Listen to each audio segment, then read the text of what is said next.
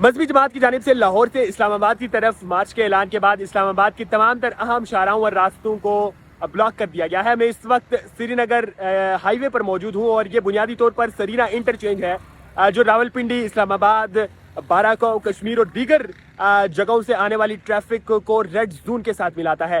سو میرے رقم میں آپ دیکھ سکتے ہیں یہاں پر کنٹینرز لگا کر سری نگر ہائی وے کو بلاک کیا گیا ہے، جبکہ شہر کی دیگر تمام تر اہم شاہراہیں بھی اسی طرح سے رکاوٹیں کھڑی کر کے بند کر دی گئی ہیں۔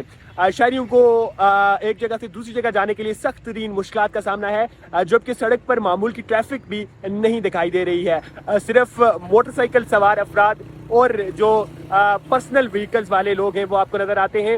ان کا بھی یہ کہنا ہے کہ ہمیں ایک جگہ سے دوسری جگہ جانے کے لیے سخت ترین مشکلات دیکھنی پڑ رہی ہیں۔